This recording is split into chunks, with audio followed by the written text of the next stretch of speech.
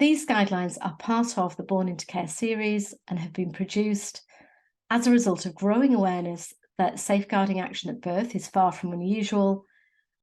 So the new guidelines, produced collaboratively with local authorities, health trusts, foster carers and families, set out a number of principles which professionals and family members agree are absolutely vital if we're going to reduce the stress that all parties experience when a baby is subject to safeguarding action at birth. The guidelines fill a gap in national guidance because prior to the publication of this new work, there simply has been no detailed national guidance available for practitioners. And at a local level, guidance is often inconsistent or insufficient.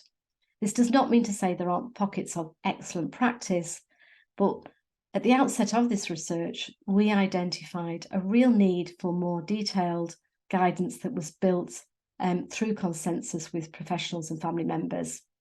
This is the first time that guidance has been shaped through in-depth conversations with family members and carers and professionals across health and social care.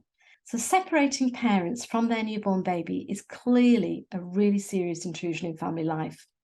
So it's absolutely important that such decisions are only taken when all avenues for preserving family relationships have been explored.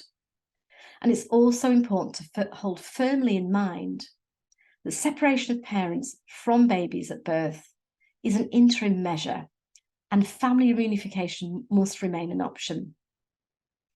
So given these facts, and given that starting point, the guidelines are divided into and cover 3 components of practice. So the guidelines cover pre-birth period, practice in maternity settings, and support for parents following discharge of mother and baby from hospital.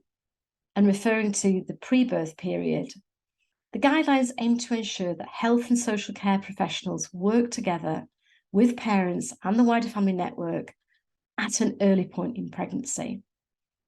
The aim is to maximise the opportunity for preventing the need for care proceedings and really capitalising on that prevention window.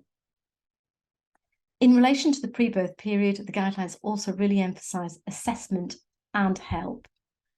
The guidelines aim to improve the care and sensitivity that's shown in maternity settings.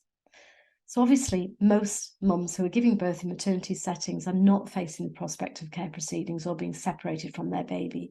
So we need to kind of really focus in on how can we reduce distress, how can we provide the space, the privacy, and the care that's needed to cope with this incredibly exceptional circumstance.